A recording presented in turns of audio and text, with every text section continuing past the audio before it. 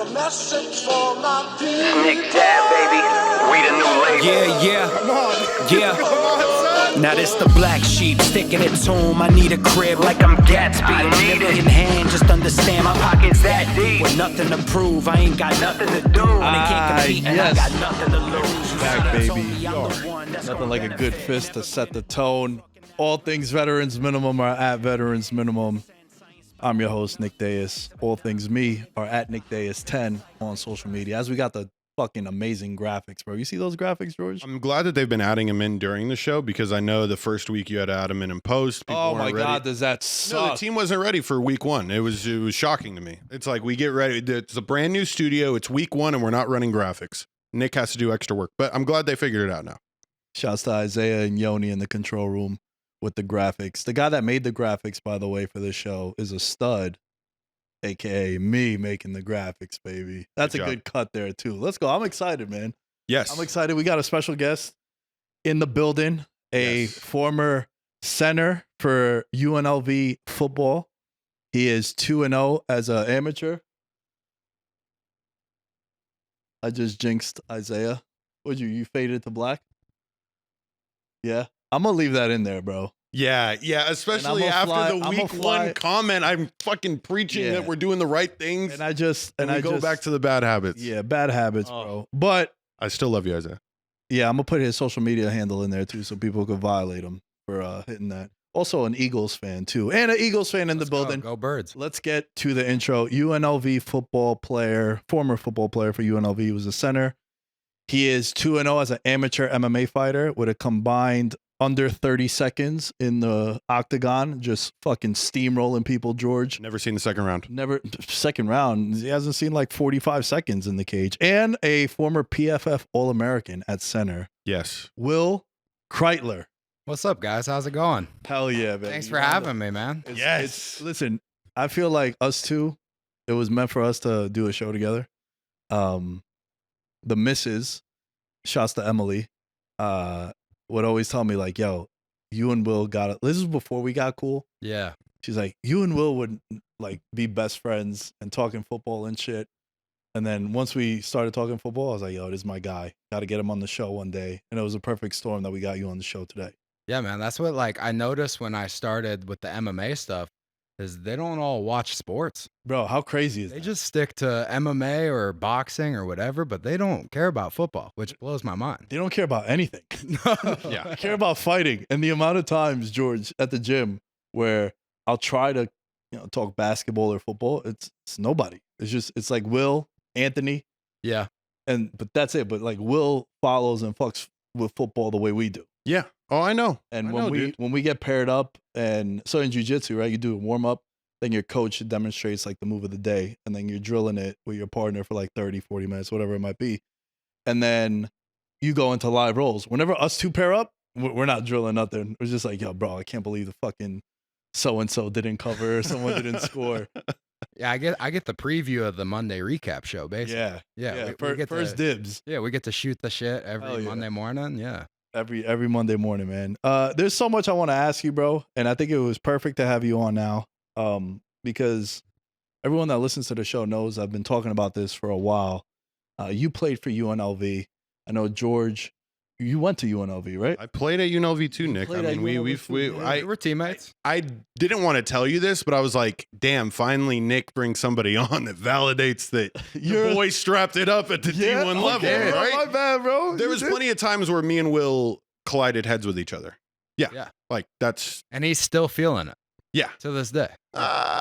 Yeah. No, there was a reason why, Will was the type of person that made me realize, hey, you know what? It's past me now. The game it's a different level, dude. Watch 'Cause Club. you were my size and you were fucking cracking people. Like, and that's like the part that like blew my mind is you were, I mean, what people would consider undersized for the center position, but you kicked ass, dude. Yeah. I mean, All-American, PFF All-American is. Yeah, that no was my joke. biggest knock was definitely like the size. But It didn't matter. yeah, I think I relied on the athleticism. Like I was faster than everybody. And then once I got my momentum going with that kind of like, I played middle linebacker in high school. I started on varsity as a middle linebacker before I did as a center, to be honest. So I kind of carried that over to the position. when I was climbing up to somebody, like I was going full speed trying to take their head off. So Yeah. No, it definitely is the way that you played, and yeah, you have insights into the college football world now that, especially we hadn't connected before this, but the job that you work in is, I mean, right up our alley. Oh yeah, it's perfect. I mean, DraftKings trader. yeah, Is I mean, I can't believe I didn't make this connection sooner, Will. I'm sorry. yeah, no, I've been loving your Instagram content, by the way. You've been doing a college football pick each week with Joe Lang, long snapper. yep, Shout out. fellow long snapper. Hey, yeah. bro, Yes. I was a kicker in college, so I love my long snapper and my holder. You got to show love to them. We're the first ones. That's what me and Will can relate. We start to play. The specialists are low key the coolest people on the team too. Mhm. They always have a great attitude. The vibes are always there. And for whatever reason, I mean, even if you look at like Pat McAfee, it's just like kind of those kind of guys, those characters that come out. And yeah, I always hung out with the specialists. I mean, Joe has been my friend for a long time. I was even in his wedding, and we didn't even play the same position or anything. We were never together at practice, but in the locker room, like those are the guys you gravitate towards. 100%. Bro, this is so perfect that you're on, because we usually do a fan question of the day.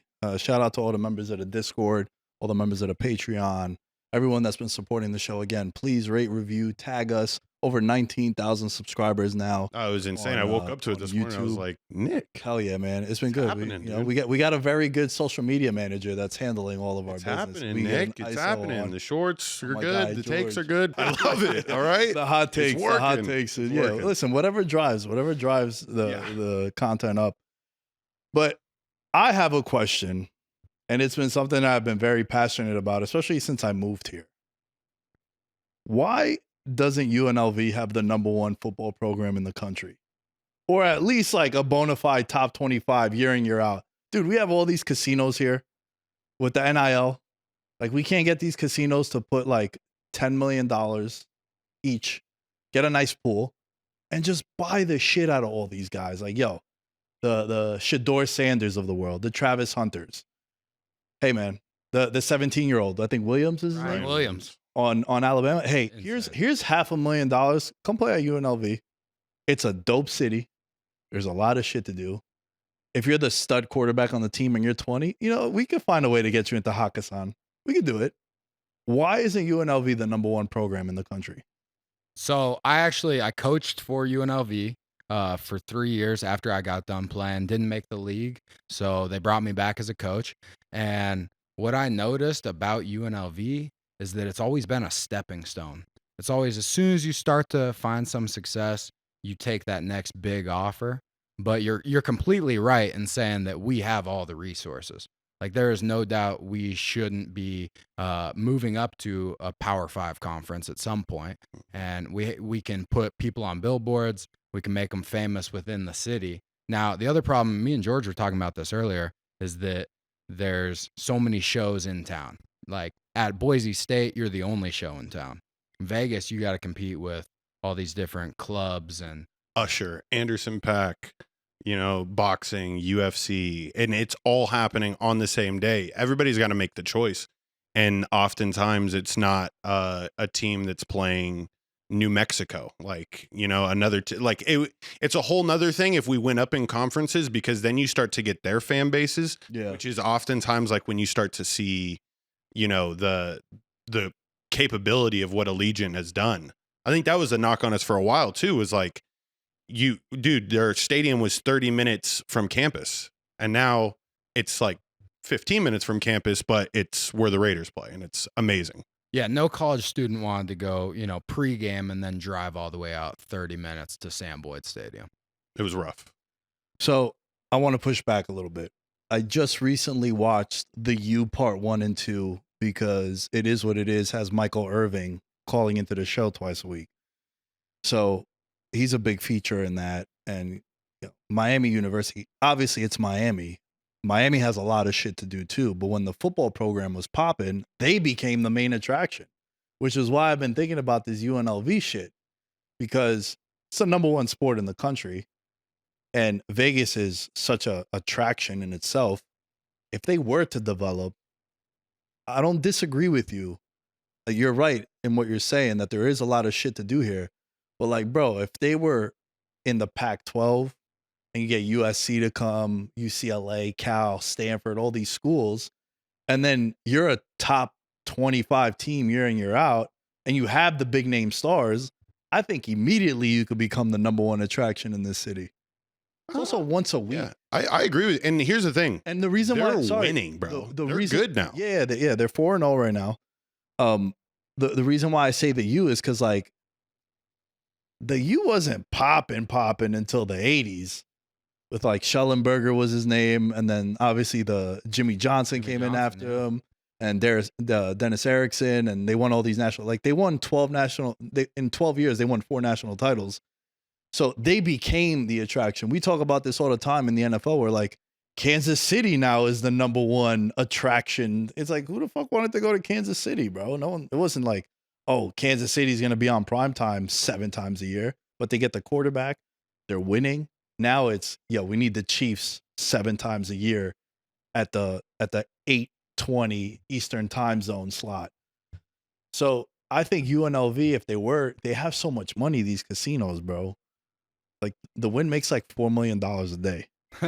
They could take 3 days out of the 365 and be like, yo, here's $10 million. Let's go get Sanders. Let's go get a dope coach. Well, to your point, that's what I was gonna say. Is the coach that we have right now? I mean, he's the reason why this thing's rolling. And if we can keep him in house, which I think that's what they're working on right now. That's where the money goes to, though. Yeah, it's to keep the coach that's helping the winning ways. By the way, even if each casino gave $1 million, we're still $60 million behind every SEC school. Put that into perspective. That's insane. Like that's the truth. So maybe 2 million. I mean, bro, they could, but yeah, but they could easily pull, I think, $100 million. These casinos. You would hope, but and it wouldn't even affect them, bro. Well, if we can get to the college football playoff this year, and not just get there, but upset a team in the first round, because at the rate that UNLV is going right now, they might not end up being the 12 seed. They could get the 11, 10, even like the 9 seed. So you could get a favorable matchup. You go in there and you upset somebody. I think a lot of these casinos would take notice and they would start paying. Yeah. Yeah. And I think it's also got to be the collective. So like the school's got to be good at basketball. The school's got to, I don't know. I mean, really just football and basketball has to be really good. I don't know how our baseball program's been. Decent. We actually put out we got the guy on the Phillies, Bryson Stott. Now he was celebrating with the UNLV helmet. Yes. So we've been pumping out. Yeah, we've been pumping out players, but I don't think the baseball team's great. And we're known as a basketball school. Yeah. Because we won the national championship in the 90s, and everybody's kind of been celebrating that. So I agree. If you get both of those rolling at the same time, there's no reason we shouldn't be getting paid. Yeah, yeah. And it'll happen. It's just it takes such a long time, Nick. Like when you look at all these schools, and by the way, I did a little research on this because it blew my mind that they did the verbal contract. He didn't necessarily get the amount of money that he was asking for. UNLV's collective is a team of one person. Like I went on the website, it's called Friends of UNILV.com. And I clicked on the team. Like I just wanted to see like what it was about. It was legitimately one person that is servicing every sport. Like It wasn't even like a solid team of people. So like they have no hitters going out pitching this to all the casinos anyways. It's kind of like a... Did you happen to see the casino that did say they were going to give $100,000? Circa. Yeah, Circa. Derek Stevens over at Circa. And I don't know if you caught the press conference after the game, because we know we did pretty well without Sluka, I would say. Some would say we got better. The offense really opened up, put up 59 points. Ricky White, star wide receiver, he said, hey, we'll still take that $100,000, but let's give it to the offensive line because they're playing their asses off right now. I love that. I love that. Awesome. Bro, we were talking about this a couple shows ago, how I think the most important, the most lucrative position in football is the quarterback. But I think the most important unit is the offensive line. Because if you look at Caleb Williams, bad O-line, been looking pretty shitty. Trevor Lawrence, rough O-line. Daniel Jones, rough O-line. And look, these guys have their flaws too. They also fuck up a lot also. But, I mean, bro, I've been watching Daniel Jones. Dude does a 3-step drop back and then is rolling to his right because there's 2 guys in his face. And we always reference how any draft you watch, when a team takes an offensive lineman, the crowd boos. But then I always say you should watch the Chiefs-Bucks Super Bowl. If you boo offensive linemen, be like, yo, this is what it looks like. This is the greatest quarterback on the planet right now. He had no offensive line. I think he ran for what was it, like 500 yards? He ran for like the total amount. They did the next-gen stats. Yeah. What he was running for his life. So I think that offensive line has become more important than the quarterback, like collectively. Like I'd rather have a A+ offensive line with like a C+ quarterback than an A+ quarterback with a C+ offensive line. I agree with that. I mean, it's half the offense, you know, Yeah. 5 out of the 11. I think there are anomalies with Patrick Mahomes, Josh Allen.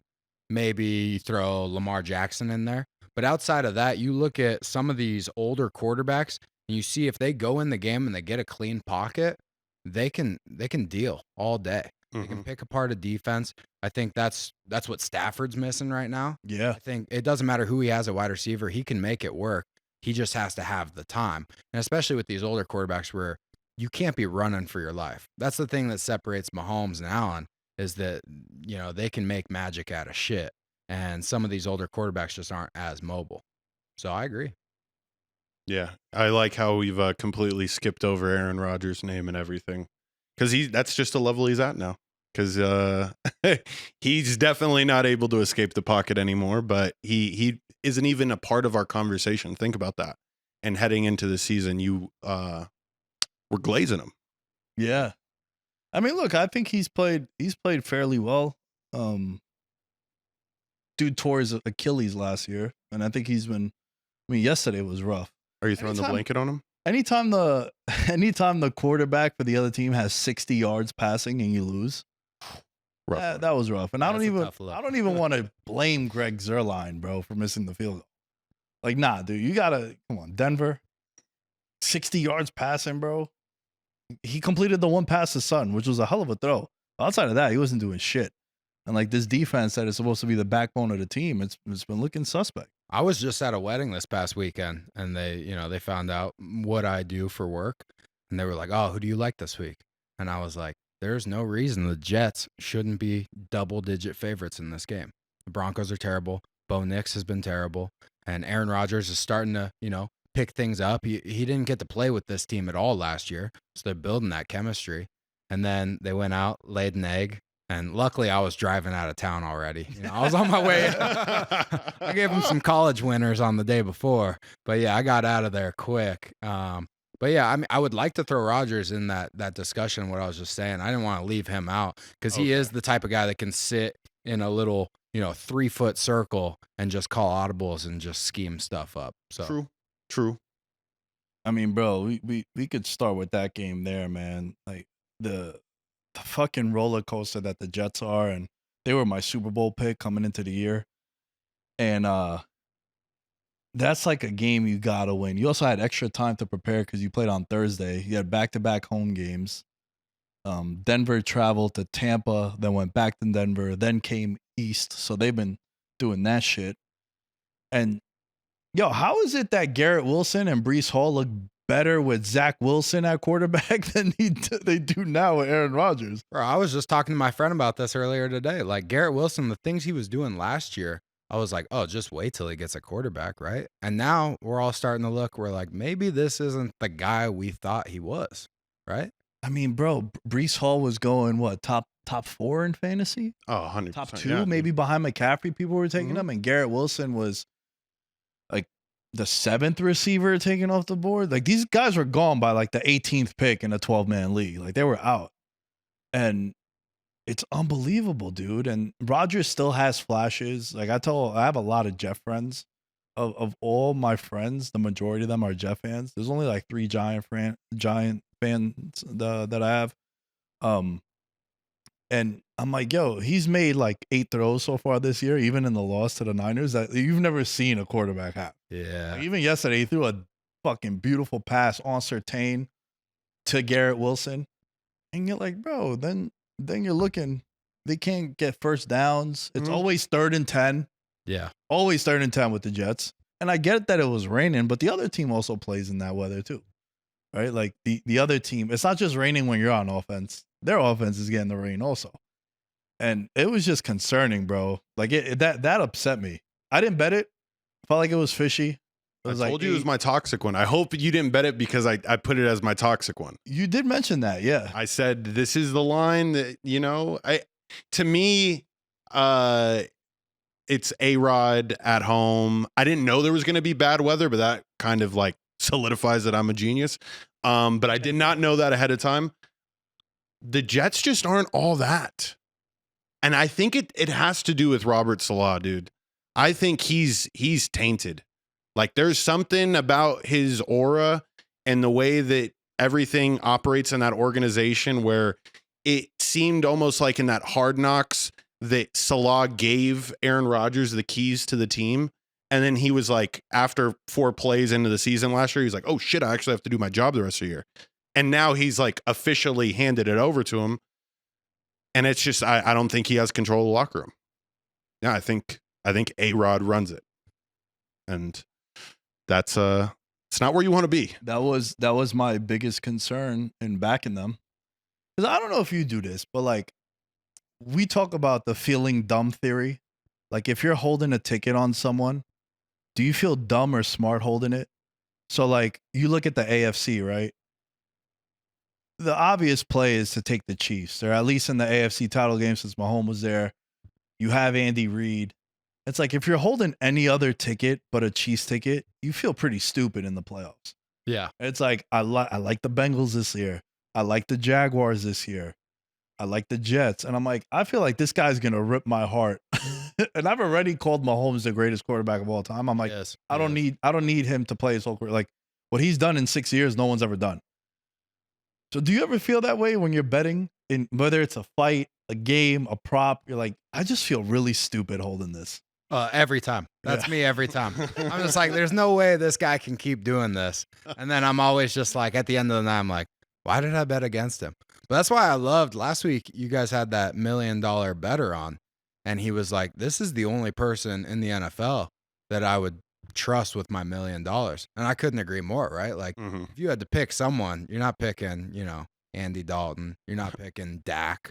You're picking Patrick Mahomes. And so that made perfect sense to me. And yeah, I buy into that theory. Like, why not buy into these really good quarterbacks that you are going to have the most control over the game? Yeah, and you just know that we also call it like even though he's thrown 5 interceptions this year, and some of them have been like Daniel Jones interceptions. Oh, Like, yeah. you know, the one on Sunday Night Football, even though Justin Simmons, I think they said, has picked them off 5 straight games. Yeah. And he's now with the Falcons. His first one this past weekend was really bad. Yeah, and then he ends up injuring his receiver too, Rashee Rice, which I think that's gonna be a big loss, man, because he was starting to take a lot of the load off of Travis Kelce, and he was like, I was watching him play a couple of weeks ago, and I was like, this guy's gonna get $30 million one year, like he's gonna be one of those guys, and he throws that interception which looked terrible. He overthrew his receiver, and then on the tackle, he goes to make the tackle and Rice blows out his knee. I think that's going to hurt them. But again, bro, if they have immediately after he throws a bomb, which I feel like we haven't really seen that in a while for the Chiefs offense, and it's to Worthy. It's like, yo, these, as long as 15 is there and their offensive line is healthy, and I do think their defense has regressed from last year. But man, anytime they need a stop, bro, like my boy Spags, They get a stop, dude. Every single time I feel like, yo, if the Chiefs get a stop here, they'll win the game. They go out there and they get a stop. Can I get a gripe out right now? Yeah, feel Okay. free. Here's my gripe. Kansas City Chiefs fans are so spoiled. So spoiled. I have a buddy, he's a diehard Chiefs fan, and yesterday you would have thought the world was ending. Middle of the game, he said, season's over. He was like, I'm ready to drop Mahomes in fantasy. He was like, I'm already thinking about next year. I might not even watch football for the rest of the year. End of the night, we're looking at the standings. Chiefs are 4-0. Chiefs are 4-0, Yeah. and you're telling me season's over. This is the worst thing ever. And I get it. It's unfortunate that Rashee Rice, gets hurt. But at the end of the day, you've got Mahomes and Andy Reid, and you're coming off 2 Super Bowls. We would kill for that. Any of us 3 in here would kill to be in their position. I would take any one of those pieces. Steve Spagnuolo, you toss him in there, and Chris Jones. Just give me one of those 4 on the Saints. I'm set. I'd be very, very happy. Mahomes yesterday against the Chargers made his 100th career start. Do you know what his record is? I didn't know this at the time. Obviously, I have the answer, but I was blown away. I couldn't believe it was that good of a record. I would say he's probably got, I must say, low 20s for losses, like maybe like 78-22. That's Or like the 79. Yeah. That's the exact record, 78-22. Did you know it, bro? Be honest. I might have seen a graphic this weekend at some point. That's probably where it's coming from. 78-22. It's just unreal. Like, there's no way anybody else has ever done that in the NFL, right? He Like, barely beat out Brady. I think I was Brady gonna had ask. 76. 76 and 24 was Tom Brady in his first 100 starts. But like this is the standard, bro. And if you just think about it, like last year was so bad, their offense was so bad. We were talking about how I think they had 48 drop passes, and it led the league. And it always felt like they would drop passes on like a 3rd and 4 where the guy's wide open, and they ended up winning the Super Bowl too. It's like if you didn't get them last year, like that's probably the worst it's gonna look for that offense. And now, like I fully expect Worthy to come in, and maybe not right away, but by like week 8, 9, I think he's in your fantasy lineup, and you're betting his over and props, and you feel confident that it's gonna hit. Yeah. And then you still have Kelsey. Kelsey woke up yesterday, I think, because they needed him to. Right? We've been talking about Kelsey the first 3 weeks, Rob. Just been betting his unders. Because I had a theory coming into the year that I think they're going to save him for big games. And when they play the Bills, when they play the Ravens. I mean, they play the Ravens. That's a bad example. But like those big games, like what the Pats used to do with Gronkowski. yeah, I mean, they know they're going to the playoffs. Like, Yeah. I don't think anybody thinks that they're not going to the playoffs.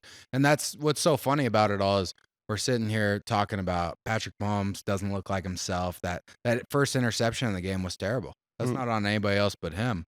And they're 4-0, and he's playing not good. He's playing like shit, to be honest. And this is what he does every year, right? He just kind of gets into the playoffs, and then all of a sudden, the whole game just seems to change. And I don't know if is that a thing where like the other quarterbacks feel nerves and he just doesn't? I think one of the things, and I think it's just a mindset thing, he does not scramble for the first 12 weeks of the season. He will stand in there and make every stupid throw and avoid like putting the wear and tear in his body. And I swear, it's just like he flips a switch sometime right after week 12 where it's like, okay, no, I'm just going to, command everything now. And I'm glad we're on the Chiefs right now because Chiefs to be undefeated this season, 25-1. They have, I would say, average teams other than at the 49ers. They play the Bucks on Monday Night Football at home and then at the Bills. Can they go 17-0, 25-1? I'm going to sprinkle some on it just because I think this is the year where they strive for, we are the greatest franchise to ever play in the NFL. And if they go 17-0 and then they win the title, they overtake the Patriots. Yeah, there's no doubt about that. I think 25-1. I think that's like not a bad price to sprinkle some like you're about to do. Yeah. Yeah. I mean, it's early enough to where it's like, it should be worth more, to be honest. Yeah. Yeah. This early in With the Rice season. going out too, like I think that's what everybody's scared of right now is they just lost who seems to be like their explosive playmaker. And they're really going to rely on Worthy, especially Hollywood's out too. Mm-hmm. It's the Niners and Bills game that you would have to worry about that you mentioned. Yeah. And then like It's average, right? Like you're looking at the rest of it, you're like, these are Yeah, it's the AFC West. right. Like, and they get to play them and beat up on them. and all their tough games that you would perceive as tough, they have them at home. So like the Texans game is at home. The Saints game is at home, depending Thanks for on putting this in there. how you feel. I got you, bro. You know I got to look What a out. guy. What a Um, tough team, man. But then, they lost last year. The last loss that they had was a home game to the Raiders. Yeah. So That's what I was gonna say. Is they do blow one of the easy games every year. Like they lost to the Colts. I don't know, was that last year or the year before? And they just laid an egg. Mm-hmm. yeah, they do that also. Well, they almost did it this past weekend too. So like, they're close. You know, but they're approaching but it. the Chargers. So like last week, the toxic one was the Chiefs minus 7.5, and this was before we knew Herbert was gonna play. Mm-hmm. And dude, Herbert, bro, he's becoming one of the weirdest quarterbacks to try to figure out because he starts off the game perfect. He's like 7 of 7. The touchdown he throws to McConkey was a dime. Like, dude, talk about throwing a guy open. Like he was running this way and he threw it here, and then he just laid out and caught it.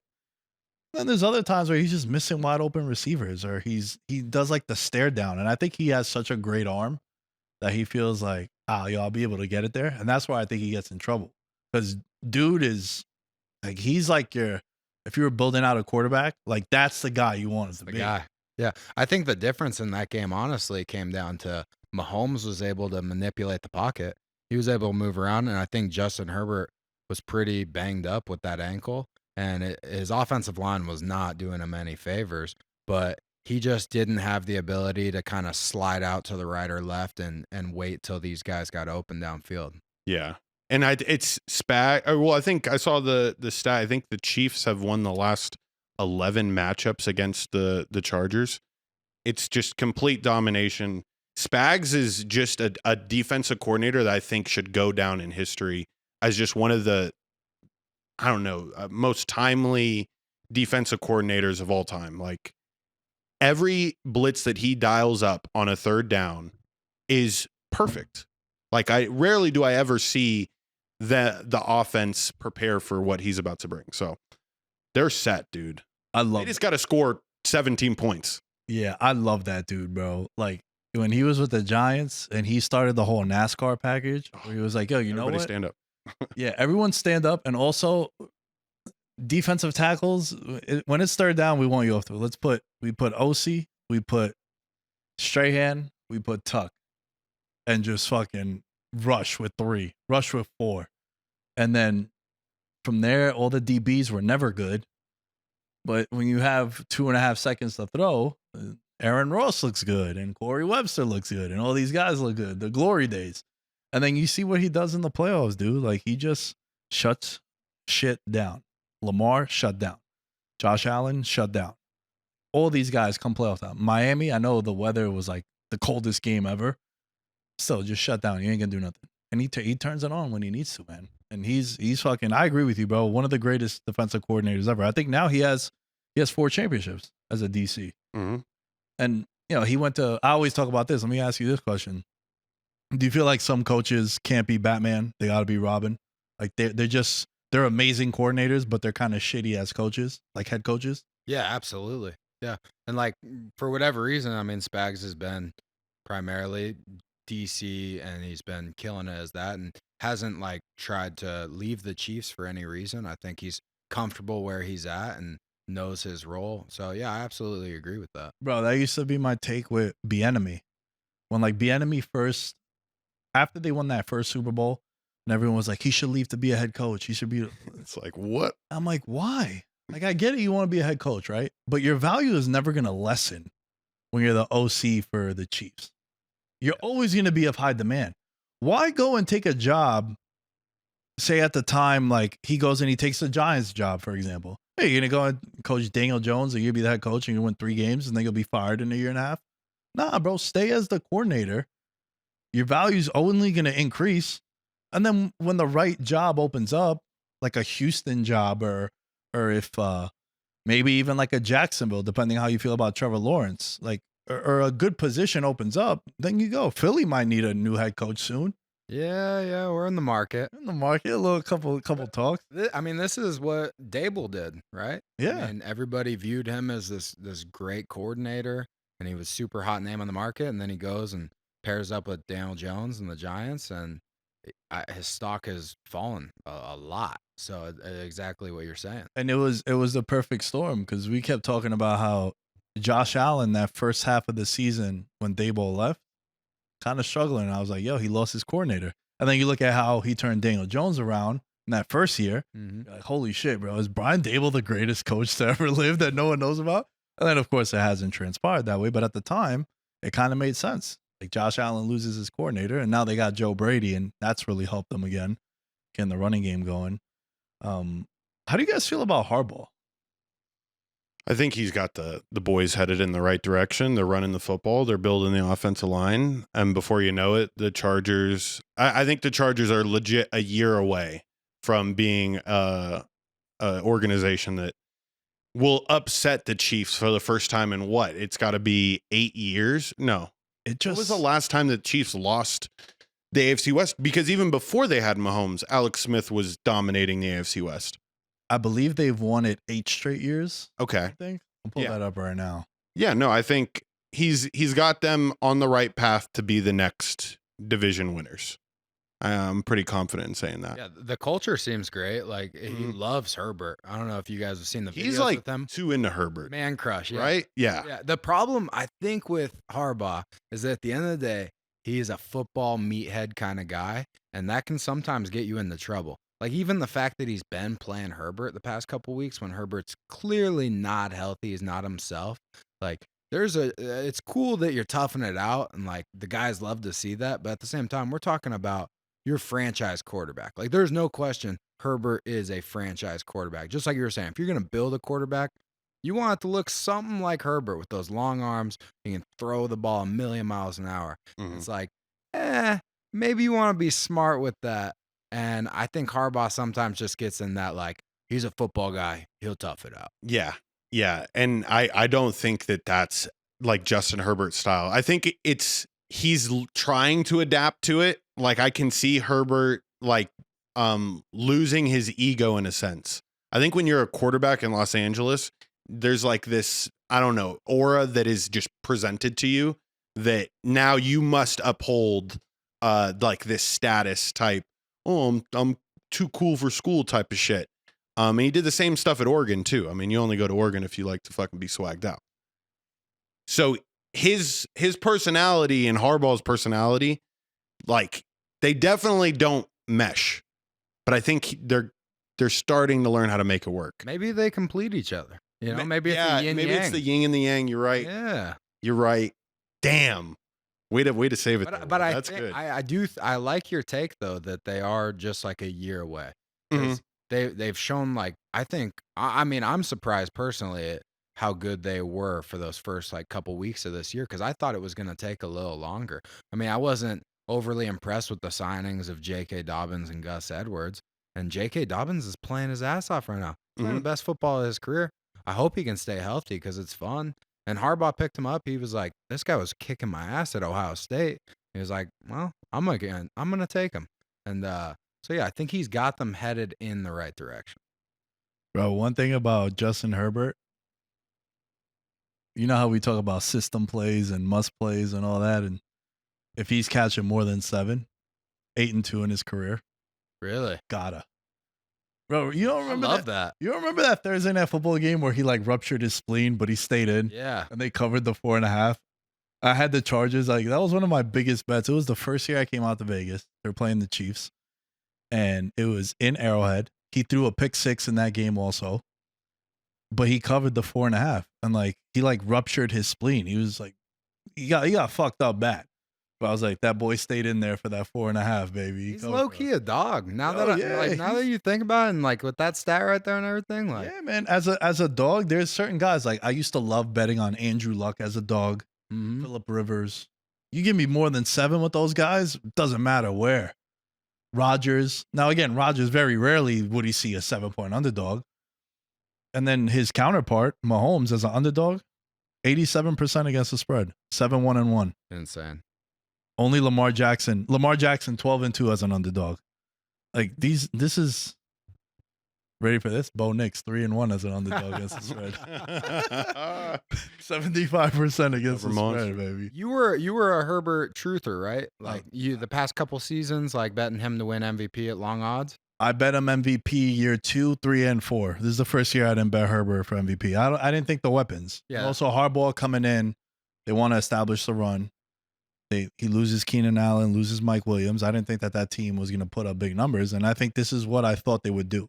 Well, how they're playing offense now is how I thought. But man, he's the truth, dude, and it just sucks that sometimes you get stripped of your weapons, or in other situations you don't have any, and then you get paid, and then they kind of shit on you for that, right? Like, to talk about Trevor Lawrence, they fall to 0-4, George. They lose to the Texans. They get a long run to end the third quarter. They get inside the 5, 1st and goal, and they get stopped on downs, which I'm watching the game, and they're setting up that 4th down. I'm like, oh, they're going to draw it. It's going to be a QB draw. It was like so obvious. Trevor Lawrence is like kind of not shaking, but he's like creeping up closer. You can I was like, bro, they're going to do a QB draw. And then they ran a QB draw, and they got like immediately talking about bad offensive line before. Like immediately, 2 people on them. It was right. And then the whole game swung from there, because that's the second game. We were talking about this before we started recording. Etienne fumbles at the goal line against Miami. They go up 3 touchdowns, as opposed to it being a 2-touchdown lead. They lose possession, and then Miami comes back, and they come back to beat them. So like, Jacksonville shouldn't be 0-4. I don't think Trevor Lawrence is the full blame for it. However, he's missing some dudes where like they're wide open. And if I'm the receiver, I'm running this way, the ball's landing at like the door of the studio. Yeah. It's like a good 10 yards. Like, he's missing. Brian Thomas should lead the league in touchdowns. Christian Kirk should have 7 more touchdowns. He's just missing dudes. So I think his problem is, I think the offensive line has done damage to him mentally, where he's just like airing it out and trying to get it there too quick, because he's like, yo, I can't hold on to it. I'm just happy feet, get rid of it. So I don't think it's all Trevor Lawrence's fault. And I know they were my division winner. One of my favorite bets of the year was them to win the South. And then the trend continues, bro. They're 1-13 since I made that video about them. So I'm to blame. 1-13? Yeah. God. They were 8-3. And then they won one more game when they played the Niners. I made Trevor Lawrence the thumbnail. I was like, yo, I don't anyone respect the Jaguars. You know, they were the number 1 seed right before that game. Yeah. And then they got their shit punched in by the Niners, and it's been downhill in Duval ever since. That was you? That was me. It was my fault. I didn't know that. It all makes sense now. Oops. Yeah, no, we've been trying to find a way to reverse this curse. And I think the only way to reverse it is for them to permanently play in London.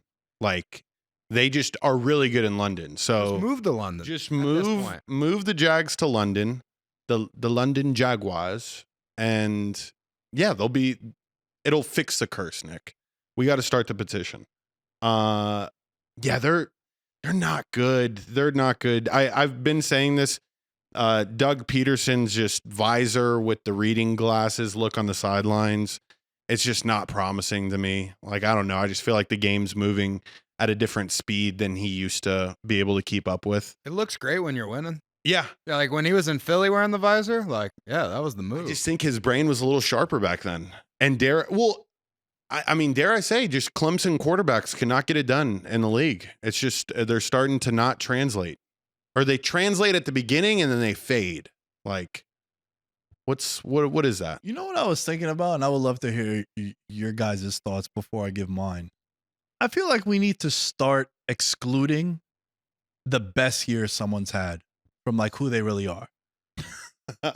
Because I think that's really telling of who that player is. So like, example, let's get rid of 2022 for Daniel Jones. Let's get rid of 2022 for Trevor Lawrence. Let's get rid of 2016 Matt Ryan MVP. Let's get rid of Cam. And I know. Do you get rid of Jalen Hurts Super Bowl year? You can have the 'Cause conversation. if you take that out, I mean, then Like, you're not even talking the top 20 quarterback. Like, I'd much rather have a quarterback like obviously Josh Allen is the second or third best quarterback in the league. And even let's use Lamar Jackson. You take away one of the MVP years, he's still getting 10 plus wins every season. It's consistent. And what I'm trying to get at is if you eliminate that one career year, I think that's who you really are. Whereas Mahomes every year, it's like, yo, he's won multiple MVPs. He's won multiple Super Bowls. Every year is a career year. Like, the standard for him is that.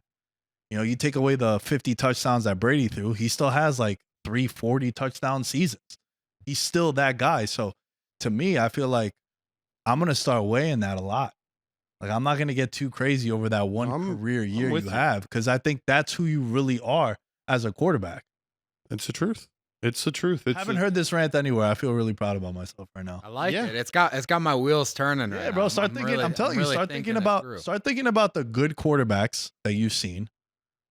All of them have had multiple. You could just put any quarterback. So I immediately go to Derek Carr, and I'm like the last year he had with the Raiders, and then the Saints. John Gruden got fired and all that. Like where he led Las Vegas to the playoffs. And so many of them get paid off of it too. Oh yeah. Like right after that, they get in, they break the bank, and then it really goes down. Which also, when you get paid, the other skill positions are not getting paid as much, the other important positions. So that definitely takes a hit on it. I mean, that's the new craze, right? Is signing a rookie quarterback, and if he hits early, then that's your championship window. Mm-hmm. Mm-hmm. That's why 6 of them were taken in the first round this past year. And still, that's expensive. Like, we'll use, I'll go back to Matt Ryan, right? 2016, he wins MVP. He had 38 touchdowns to 7 interceptions. If you take away that season, he has a lot of 28 touchdowns, 9 interceptions, 32 touchdowns, 14 picks, 35 touchdowns, 7 interceptions. Like, this guy was still solid, right? So even if you take away that one career year where you're like, holy shit, bro, look at the numbers that he just put up. He's still a solid quarterback. Whereas you're an Eagles fan, let's talk about them. If Jalen Hurts don't have that 2022, how do you feel about 250 plus million and now he's your franchise quarterback? Yeah, it hurts. I mean, right now, the thing I've noticed is he was so blessed early on in his career with time, right? He would sit in the pocket. He could make his reads. A great offensive line. They still have a great offensive line, but it's not quite to that level. And then when you lose Lane Johnson this past week, I mean, it becomes a wreck. There was a strip sack at the end of the game. Guess what? He's not used to feeling pressure from that right side. And when I was looking at PFF, and he's got the longest average throw time of any quarterback. So clearly he likes to just sit there and read. But early on in his career, that's what he was used to. That was the NFL to him. He was like, oh, I can sit back here and just wheel and deal and wait till someone gets open. And yeah, I mean, when you take that away from him, I have not been impressed. It's hard to watch as a Philly fan. And with A.J. Brown, Devonta Smith out, like, he just looked like he couldn't get anything going. And you talk about some of these elite quarterbacks that have been elite for a long time, and those are the guys that it doesn't matter really who you trot out there. As I was saying earlier, if they have time, they're going to punish you. Mm-hmm. Yeah, I wonder, like, with those players being out, what type of evolution that offense is going to make. I mean, is it crazy to think that, like, Saquon needs just every single touch in the game and you have to just take it off his hands? Like, that's the type of quarterback, though, that you're talking about when he's not at that Super Bowl caliber, where I think even that year their RPO game was elite. Like, and I think they've kind of gotten figured out over the years. Like, linebackers are sitting deeper at deeper depths, and the things that were working that one year are starting to not translate. And I was really excited about this year. We bring in Saquon. Then we also get 2 new coordinators, and I think both of the coordinators are really good, have been in the past at least. So I was really excited to see that, because if we look back at the Super Bowl year, immediately after, both coordinators go get head coaching job elsewhere. And then you start to wonder last year when everything broke down, you go, well, is this just because we don't have the coordinators? Like, is Sirianni really the guy? He doesn't strike me as the guy. And then if you're the guy, you don't lose them. Yeah, if you're the guy, you don't lose those 2 coordinators. Like, look at what Andy Reid was able to do in keeping Bieniemy and Spags for a couple of seasons. Like, and he still has Spags. Being cool keeps people in the building. Ben Johnson for the Lions could have been out, but I want to work for Dan Campbell. Like, there is that bit of Sirianni that everybody's questioning. I wonder too, because, like, it's been about a year and a season and a quarter that he hasn't played well, Jalen Hurts. Like, remember last year they were winning all these games and everyone's like, what's wrong with Philly? And I was like, yo, they're getting it done at least. right? Like how many teams you see play great games and they lose? They're playing shitty and they're winning. Like I rather get away with a win, even if I don't play well. But then injuries started piling up, and then they go into the playoffs on a losing skid, and they get bounced by Tampa Bay, who I thought there was going to be a revenge factor. That line was super suspect too. 1.5 point favorites in Tampa. I was like, I don't know, man. I feel like Jalen Hurts is a quarterback that needs everyone available for him to be good. And if he don't have Smith and Brown out there, it's like, oof, Paris Campbell. Oy. Where's Dotson at? I remember everyone was excited that they got him. Like, I was excited we got him. of And course. and I was expecting, this past weekend for him to, show what he can do. Now's your chance, bro. Former first round pick. All the other guys are out. Like Dallas Goedert is a fucking G. I mean, him and Barkley won the Saints game. Yeah. And Yeah, Hurts needs the Avengers, honestly. bro, for real. And at one point in like the second quarter, they showed a graphic and it said 255 total yards for the Bucks, and the Eagles had 0. And I was watching it. I was at the sports book getting ready to leave, and I had to look up on my phone because I was like, "There's no way that has to be like a typo." Like, Yeah. and it was the case. They just couldn't do nothing. I mean, the problem with that game was it got out of hand so fast. And like Philly started to climb their way back in. But like when you start the game with 2, 3 and outs and the other team goes right down and scores, and then you muff a punt and they basically score off that, the game's just over before it even starts. And I mean, let's not get it twisted.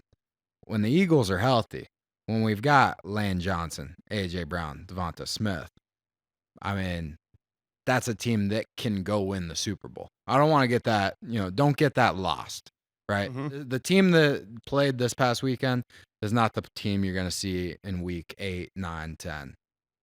Yeah. Or you at least hope to not see Hope at the not. very end of the year. My God. Yeah. You know who muffed the punt? Who? Our boy Cooper? Cooper.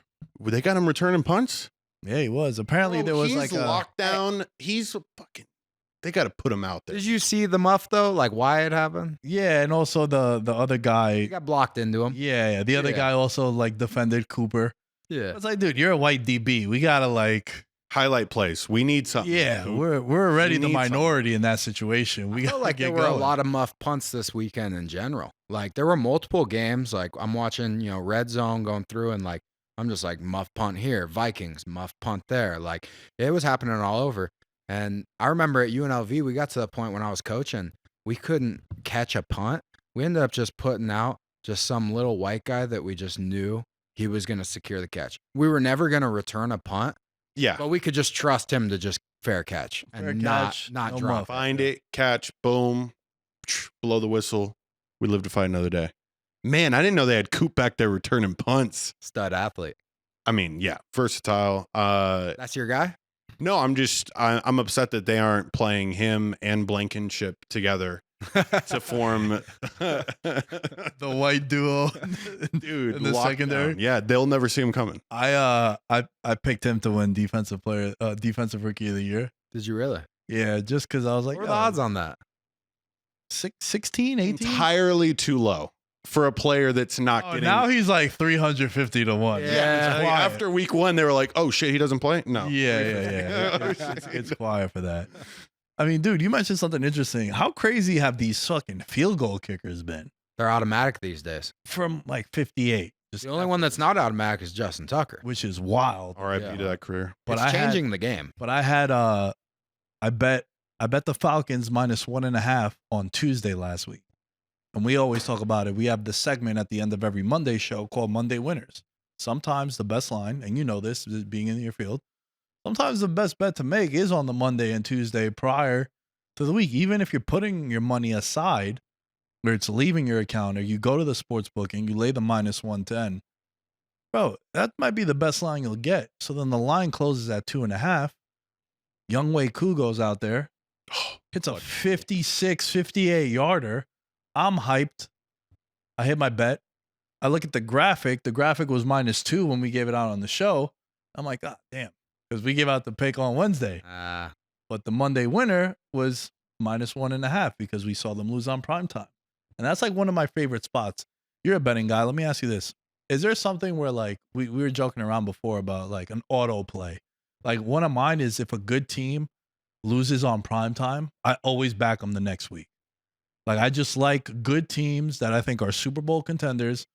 If they lose, or especially if they get smoked, prime example, Buffalo. Love Buffalo this week already. Monday winner, Bills against the Texans, because they get smoked on Sunday Night Football. And now the look ahead for that was a pick 'em. Now they're 2.5 to 3-point underdogs against Houston. Why? Because we saw them get shellacked by the Ravens. Do you have anything, and it could be in any sport, that you're like, yo, I always bet this scenario no matter what it is? Yeah, the spot for me is injuries, specifically at the quarterback position. But like when they announced that Bryce Young was going to be out and they're bringing in Andy Dalton, I'm like, oh hell yeah! Like Andy Dalton, if I'm making the line, he makes the line better for the Panthers, and that's exactly what happened. I mean, you get a guy that's played, I don't know how many seasons Dalton's been in the league, but like he knows what the fuck he's doing. Bryce is still trying to figure it out. So in that spot, like immediately, like I'm taking the Panthers, and because I think that people overreact to those injuries. Yeah. It's a situation this past weekend that killed me because I had the Steelers. Is the Steelers injured the worst quarterback? Like Anthony Richardson's, like they hit him too hard, bro. If he stays in the game, the Steelers beat the Colts. Flacco comes in, competency, and now we lose. It's like, damn, as soon as that happened, that analogy plays perfectly. Dude, I was thinking about this on my drive over here, but I think like one of the hottest takes I have of this year is that the Colts should ride this experience with Joe Flacco for a little bit, especially because Jonathan Taylor just got hurt. The offense is going to have to change a little bit, right? And with Anthony Richardson, you have a team that's really talented. Offensive line is playing the best in the league right now. Defense is pretty good. You have receivers. You do. Like, it might not seem like you have the staff that, or the core that some of these other teams have, like the Eagles, but you have Michael Pittman, who's an alpha. You have Josh Downs, who's quick ball to him. He gets separation. You have all these different guys. And Joe Flacco's the type of guy, if you give him the number one offensive line so far this season, give him that. He can sit back there and make those throws that Anthony Richardson's still trying to work on. He's still trying to work out the kinks. Flacco, we saw what he did last year with the Browns. Like, he took over. All of a sudden, Njoku was like, holy shit, like, this guy might be one of the best tight ends. Where has this been all season? Well, Deshaun Watson, who knows what he was doing, but wasn't getting them the ball. So I kind of think they should just ride Flacco a little bit. And yo, also Joe Flacco, 12 of 12 on short passes up to 9 yards in the air for 109 yards and 2 touchdowns. So he's not going out there trying to do anything too crazy. And like, look, bro, I think Richardson's throw week 1. Weren't you saying that? You're like, yo, that throw is going to get him 200 million? Yeah, it made him so much money, bro. That one fucking highlight. That one highlight. I was like, yo, that's the greatest. I was watching it. Week 1, I was watching it at Jeremiah's house, and I was on his couch like this.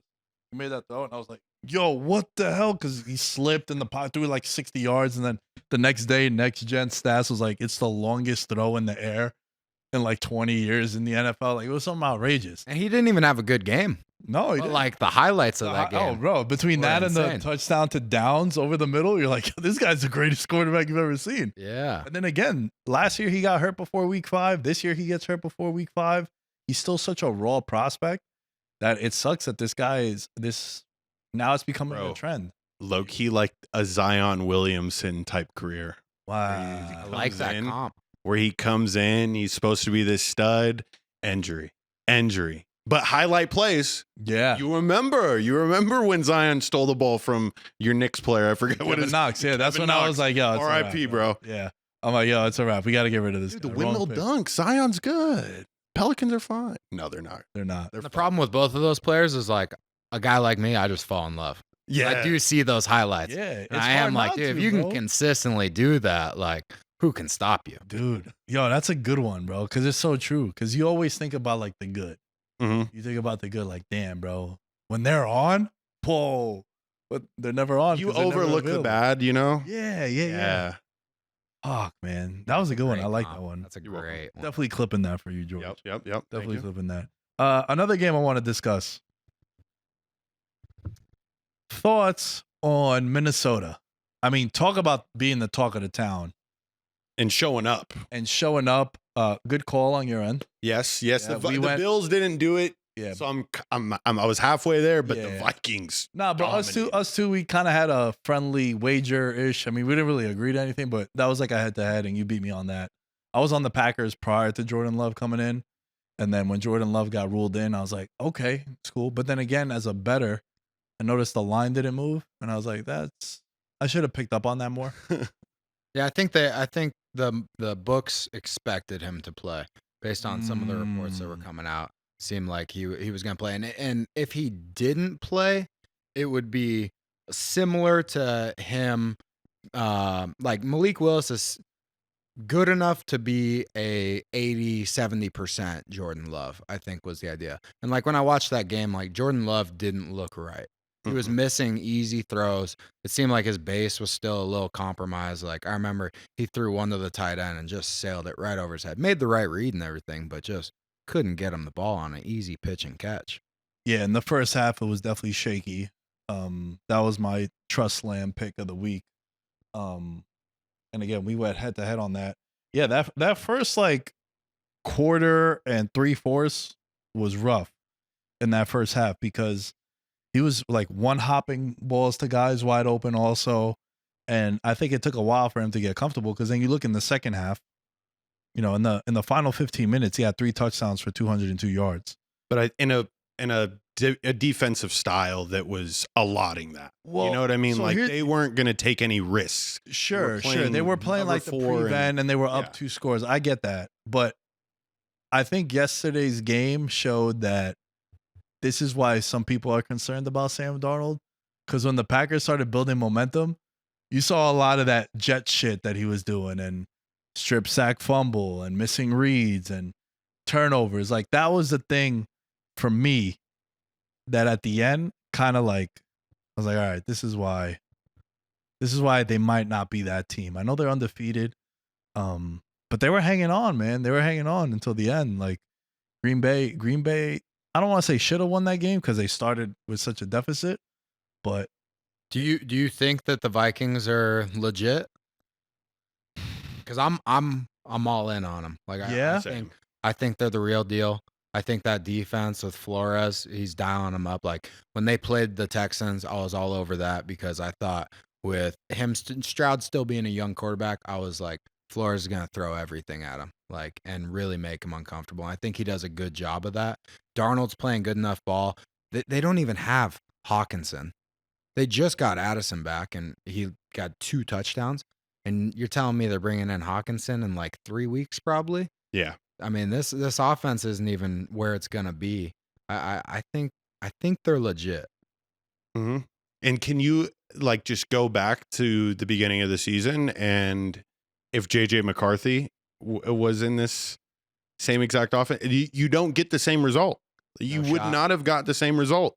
And it goes back to your point where the injury it affects teams in the positive right way a lot of the times.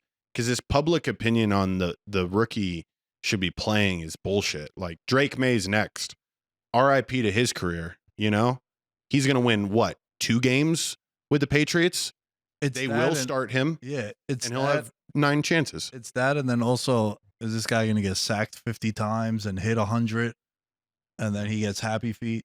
Mm-hmm. You got to worry about that also. Yeah. The Vikings are very legit. Aaron Jones did not hit our ladder by any means. Oh, no.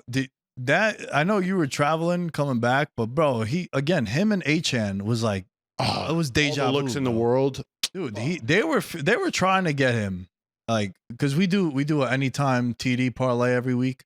We agree on one and then we give one individually. Was this the revenge angle of him going back? Yeah, it was definitely the revenge angle too. And he had the chances, right? Like I'm someone when I make a bet, and I told him because a couple weeks ago he had the Dolphins +5 in Seattle. And I was like, bro, I was so happy when he made that bet because when I first met him, he would never have thought about making that bet. It doesn't hit, but I'm like, yo, I like the take, and it was a good read because Dolphins got inside the red zone 3 times. They just couldn't score. Yeah. And then Achan had 3 carries from the 5, And then they threw him the ball on 4th down, and he was the only one to miss our, what was it, 41? Yeah. Plus 4,100. Yeah. We had Derrick Henry to Anytime. score twice, Coleman, and then him. It's like, bro, the opportunity was there. And sometimes for me, that's the thing. We talk about this with UFC. We're like, we'll bet a submission prop. It's like 12-1. And then the guy will, in the first round, will have like 3 minutes of control time. Got the guy's back. He don't get the submission, but it's like, that justifies that was a wrong line. Yeah. Play was right. Like that was a mispricing by the book, and we had a good bet, no matter what happens. And that to me, sometimes, like, as long as I'm right and the opportunity was presented, I can live with that. See, I think that can be true. Like, people always joke about, they're like, oh, you know, like, right play, wrong result. And it's like kind of a funny thing. But I think that's so true. And you're talking about getting goal line touches and you're looking for an anytime touchdown score. Like, that is the right play. Like, he did see those touches. And if you're playing the odds game, more times than not, he will score. This just happened to be the anomaly of that. Yeah. Yeah, I think him not scoring though, Nick, further proves that the Vikings are legit. You know, like they just have so many options. I know we were probably going to do a segment about offensive player of the year at some point. How about Justin Jefferson scoring a touchdown in every one of the games so far this year? He is going to be the leading receiver. Nothing has changed. When he is healthy, he is unguardable. And when you have that, I mean, it's 3rd and 15. Find JJ. He's down there somewhere. George, same page.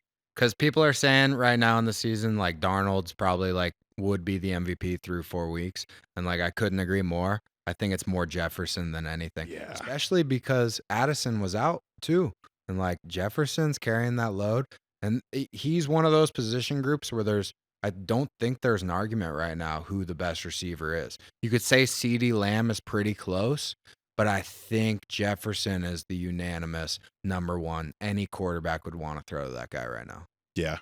I mean, bro, he has the case for him to be offensive player of the year is Sam Darnold's an MVP candidate. Yeah, exactly. Like that alone is votes. Like sometimes, dude, you know, one of my dreams is to have a vote for like a prestigious award. Then obviously I wouldn't be able to bet on these anymore, right? Yeah. But like, I would love to have like NBA MVP or NFL MVP. I would love, like, that's like a bucket list of mine in this industry. And if I was voting right now through 4 weeks, offensive player of the year, if it was to be Justin Jefferson, I'd be like, hey, you know why he has my vote? Not because of what he's doing on the field and, you know, the yards he's putting up, and he scored a touchdown in every game that he's played. Sure, he has 20 catches for 358 yards and 4 touchdowns. Sam Darnold's an MVP candidate. That's the reason why he's offensive player of the year. Mic drop. Yeah, and I would just fucking get out the room and be like, you guys figure out the rest. But it's true, man. He's making this guy, and again, that's why he got paid what he got paid, and he's a baller. He's probably quarterback proof. Yeah. I think anybody that's back there, like, he'll elevate the quarterback and he'll still like put a production. I got another quarterback proof for you, and Okay. this one is still young. Malik Neighbors. Let's go, my boy. Oh my gosh. Oh, I mean, the things that he's doing with that offense, it's such a bad offense. And like, it makes you think, it goes back to the Garrett Wilson thing where you're like, oh, he looks so good with Zach Wilson. And then, you know, he's got Rodgers now. He can't get anything. It's like Malik Neighbors strikes me as one of those guys. It does not matter who's throwing him the ball. He's going to get so wide open that it's going to be any of us could throw him those balls. Yeah. His body type is like the physicality of like a DK Metcalf, but the agility of like Jamar Chase. His like combination and what he's bringing to the team is nuts. And it's just, I mean, I did it as a social post for the VM. It's just like the Giants, where superstars go to eventually be traded to way better teams And get paid lots of money. Yes. Look, man, I feel like I want to wrap the show with this conversation about offensive player of the year, because I feel like it's the most compelling race. I think there's a lot of legitimate candidates. I think that it's definitely a fun combo to have, because to me, everyone knows Saquon Barkley. Like that was a play. I still feel really good about it. People are going to have bad games, right? Like, I'm not tripping over that. Right now, Saquon Barkley plus 450, Derrick Henry plus 500, Justin Jefferson, who you guys have been mentioning, plus 600. CeeDee Lamb, plus 850. Nico Collins, 10-1. Bro, Houston, it's all running through him. He's first read. He was productive last year. And I was wondering, like, is this going to be like an outlier? He gets paid in the offseason. They bring in Diggs. Nah, it's still going through him, man. Like his numbers, you look at his numbers, he's second in the league in catches. He actually leads the NFL in receiving yards right now at the moment. 489. He has 103 more yards than Malik Neighbors on 5 less catches. Does it all. He's kind of like the security blanket in a very aggressive way to CJ Stroud, because like usually your security blanket's like a check down guy. Nah, his is like 40-yard post. Yeah. Just airing it out. And I think he's a very interesting name, man, because he's another guy that is putting up some really good numbers through the first quarter of the year. And then you got Jamar Chase and Amon-Ra St. Brown. Where are you leaning towards for this award? Obviously, we know where our heart is because we've been talking. I mean, Will was one of the first people that I told. I was like, because I've always said that the Giants are so bad that my friends don't even make fun of me for losing. Like none of my friends, like he's an Eagles fan. He hasn't trolled me one time. My Cowboy friends, knows. they haven't. No They're like, need. it's not like, dude, I'm telling you, when Eli Manning, like 2013, 2014, you know, Super Bowl was still fresh, the core was still there. The Giants would lose like a shitty game, like, fuck you, pussy, you suck, your team blows, ha. I'd be devastated. Yo, that all stopped in like 2018. Like I haven't gotten those things. It's been 6 years. It's been bad. You kind of miss it now? Yeah, I do, because it means my team is good. Yeah, exactly. They're on the bubble of being a London team. And I don't think they've ever played in London, but shit, dude. Yeah. Or they might send you to Guadalajara or something. They have. They beat the Packers the year that they went to the playoffs with Daniel Jones in London. Like they've won some games. Dude, in maybe London. they're just a London team. Oh my God, that hurts. And you got to be sick that the Commanders now are the ones that we're all worried about in the NFC East. I mean, bro, Like- I picked the wrong worst to first, bro. Because what I say on the preview show, I was like, if Jaden Daniels Pops off. I like some of the pieces that they have. And I think they'll be in shootouts every week, which they have been, because they can't stop anyone on defense. But Daniels has been such a baller, man. And you look at the division odds, they're still plus 350. I think that's wrong. Yeah. I think that's a mistake. I think they've clearly been the best team. They have some impressive wins. Like I know the Bengals are 1-3, but you beat them on Monday Night Football as an 8-point underdog. Then you travel cross country to play Arizona and you beat them convincingly. Game was over at halftime. Week 1, rookie jitters. I think like first round rookies in their first start are like 2-27 in the last like 7 or 8 years. Like, and you're going on the road. And then, you know, they beat the Giants in week 2, which honestly, that was a pretty impressive win because Daniel Jones only plays well against the Commanders. Right. So you're looking at it as there's always a worst to first. And man, I don't trust Philly. No, and the Cowboys have not. And the Cowboys, we've never trusted the Cowboys, and the Giants are who they are. I think that's a mistake, man, the Commanders. And again, I was so pissed because I even said it. I was like, they're plus 1,100 to win the division at the start. If it could pop off, maybe. Like I was saying, bet them to win the division as opposed to Jaden Daniels for Offensive Rookie of the Year. Now he's the favorite for that. But they look good, man. They look good and they're fun. Yeah, super fun offense. I mean, he kind of reminds me of Lamar.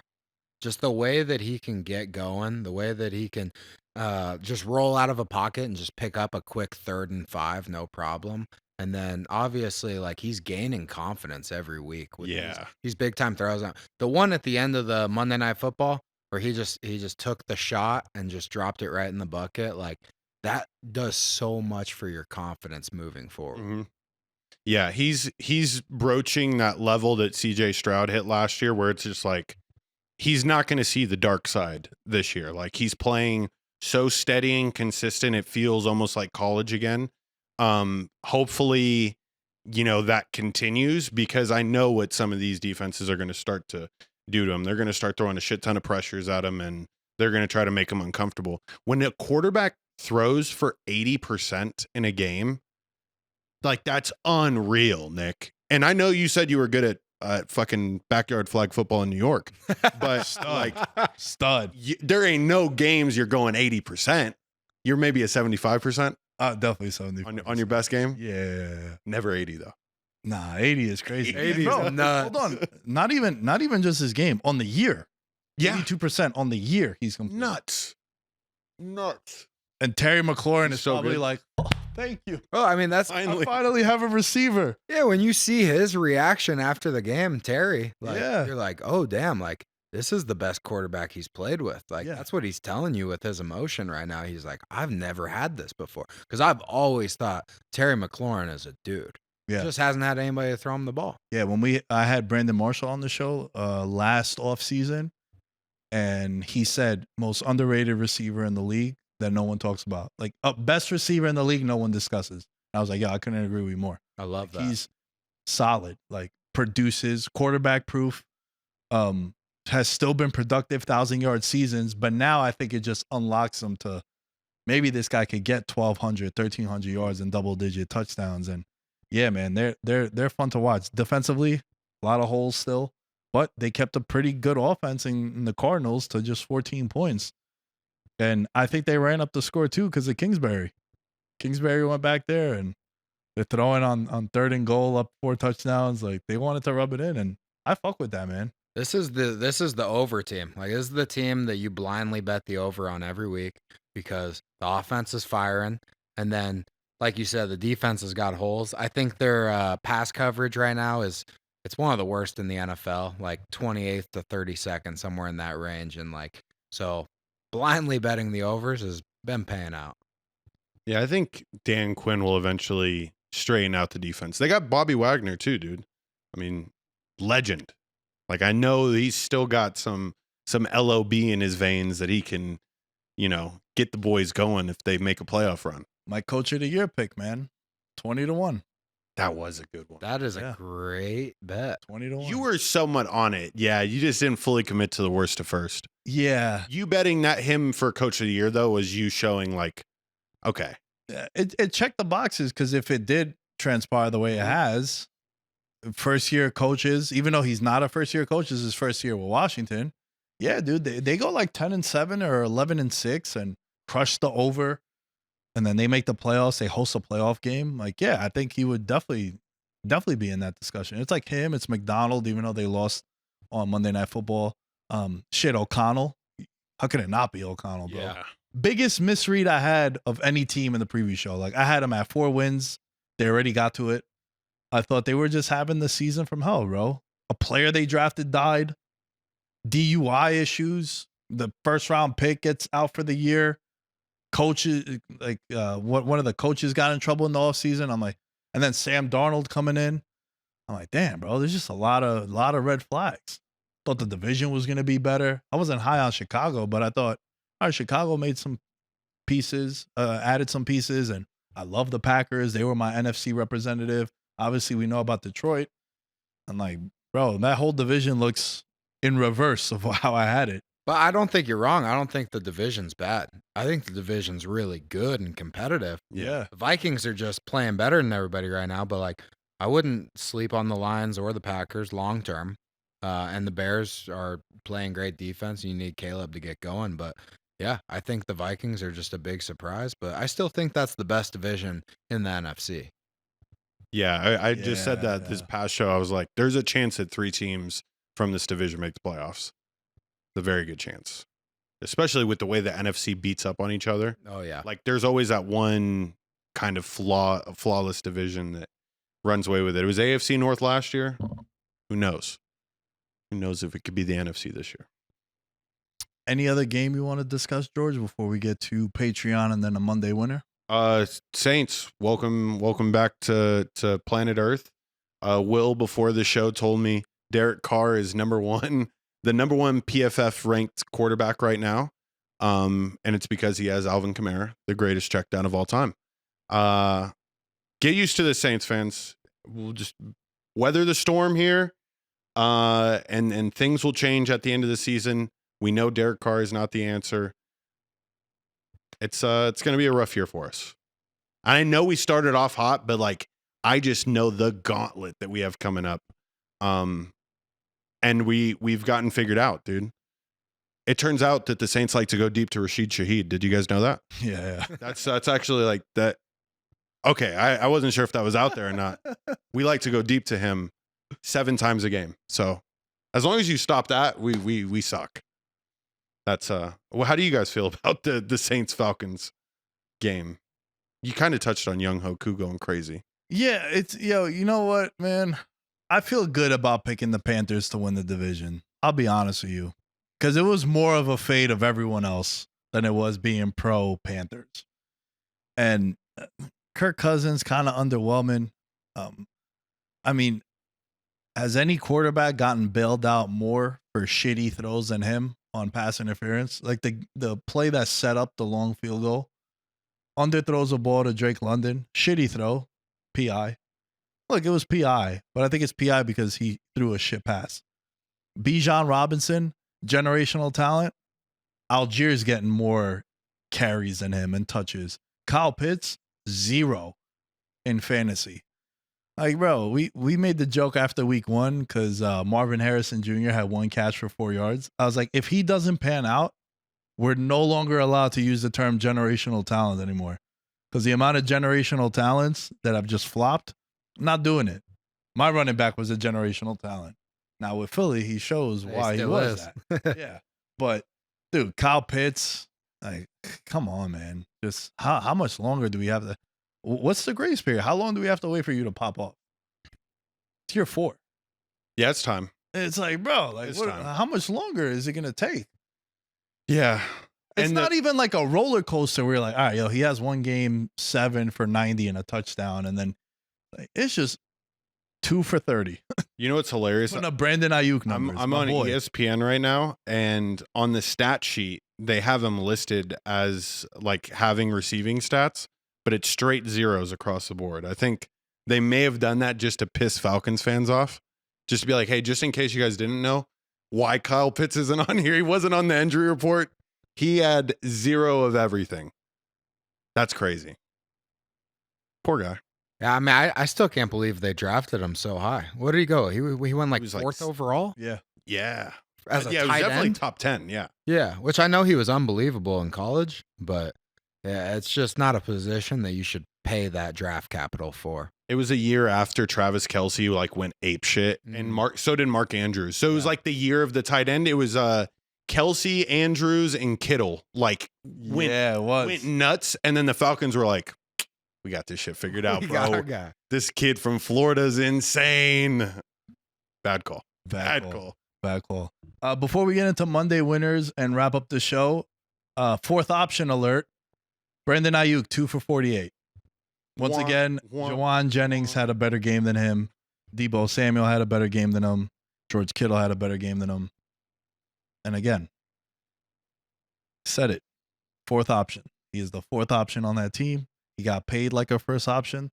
And you know what, bro? I don't care that teams now are focusing on you. Because you know who else they focus on? CeeDee Lamb and Malik Neighbors and Justin Jefferson and A.J. Brown. And you know what those guys do? They perform. And Brandon Ayuk, I know you're paying you're not paying Brock Purdy yet. But, bro, there was an incident. You sent me the reel of Kyle Shanahan told him to, like, go change his shorts.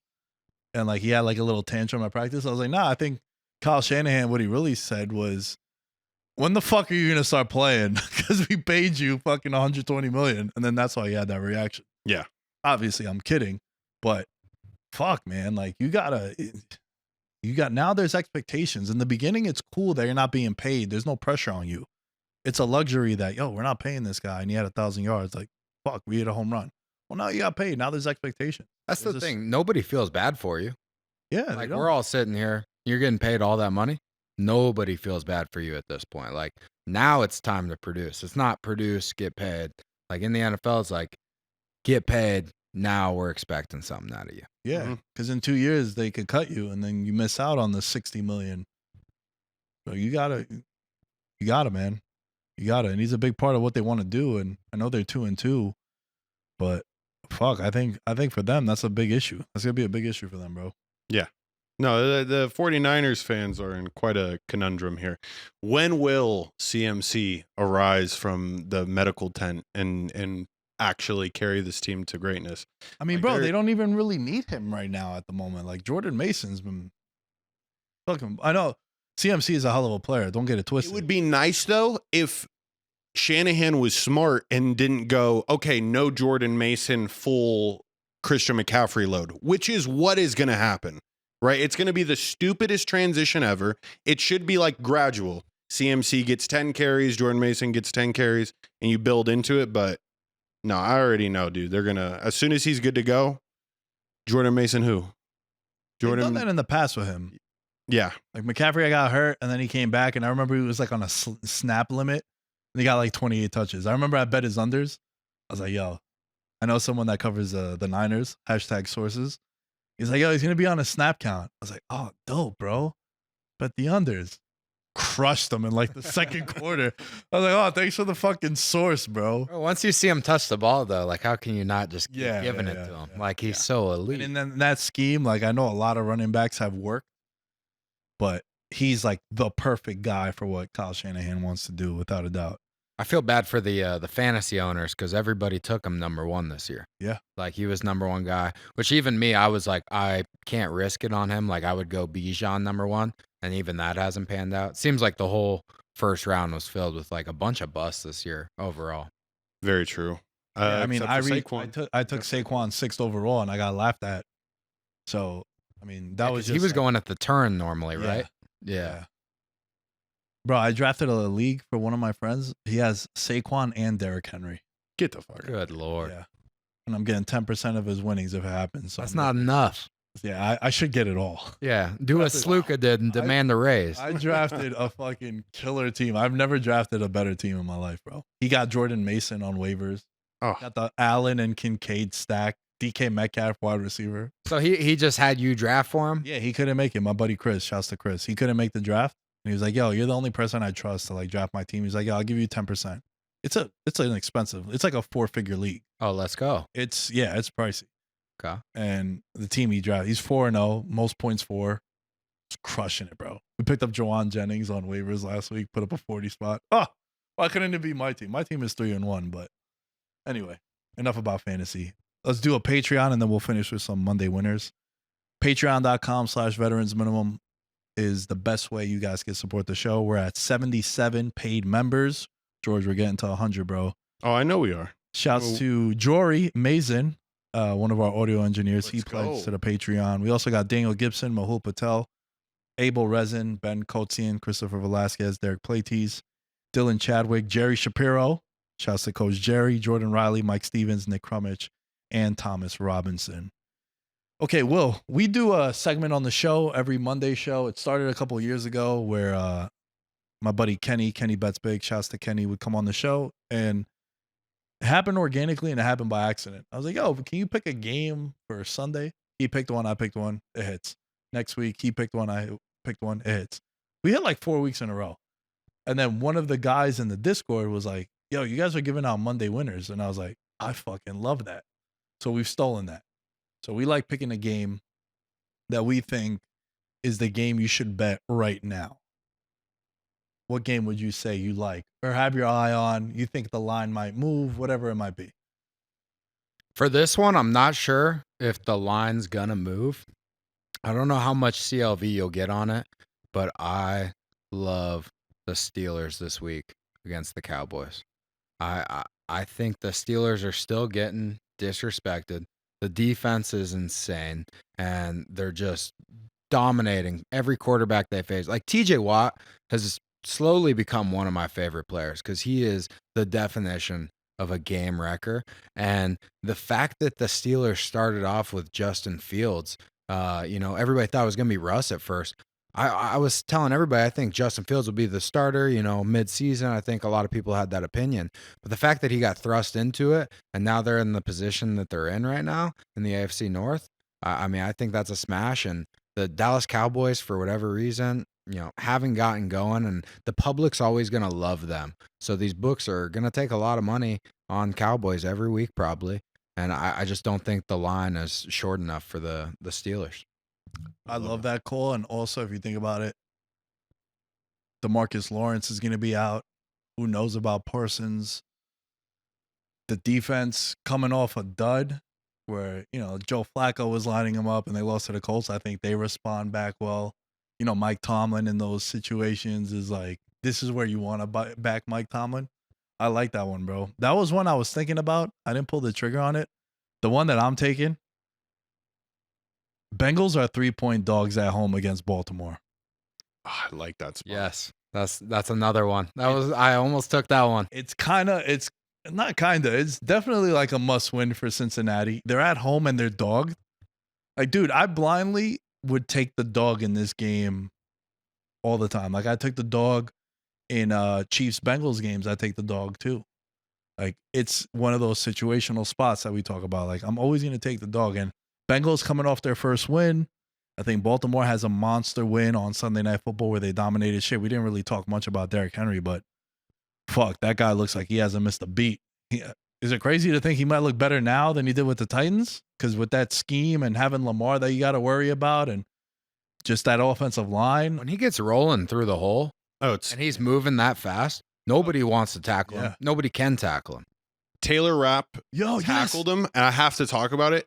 Taylor Rapp did the perfect form tackle, head in front of Derrick Henry, right at the hip line, smacked the shit out of him. Kind of Derrick Henry falls forward for 2 yards like he always does. And Taylor Rapp had to leave the game. So if you try to tackle Derrick Henry properly, your career will be ended. A lot of business decisions being made. Oh my he's God, running the ball. bro. When you slow-mo some of the ways that people tackle Derrick Henry, it's hilarious. They do the complete back turn. I mean, they're flying at him, right? So like any sort of hit will kind of knock him off balance. But bro, these players aren't wrapping up. They're literally throwing their body to try to trip him up. It's nuts. I think Derrick Henry is the greatest of all time in terms of a goal line running back. Somebody, when you need just a few yards, you're on the goal line, game's on decision. Like I know Marshawn Lynch, there's certain guys out there. Derrick Henry, to me, is the GOAT at that. And I think over time, people are going to realize like Derrick Henry's probably a top 10, maybe even higher running back of all time.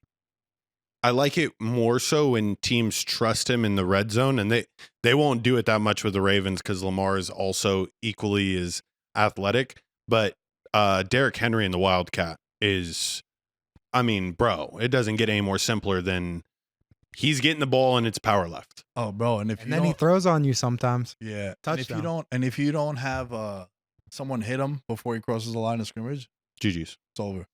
I was gonna bring up the Rap hit too.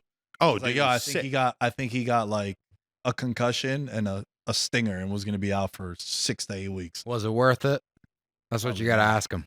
Well, yeah, Sean McDermott was like, I need somebody who's tough, who's going to smack him. And Taylor Rapp was like, all right, bro, you want to see what this looks like? I got you, coach. I'm out. And he didn't have him. He didn't have him. What do you got for Monday winner? It was going to be the Jets plus 2.5. In London, by the way. Until I saw it was in London. Okay. Like, so when I looked at that line initially, I was like, bro, listen, I understand I'm high on the Vikings, but A-Rod's going to prove some shit.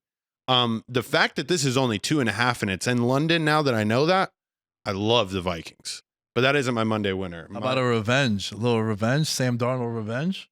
Yeah. Got to factor that in there too, bro. That is true. That is 100% true. But in London too, it's a weird one. So I'll definitely stay away from it. But I like the Commanders -3. There's something that tells me that this is the week that inside the Browns organization, things blow up.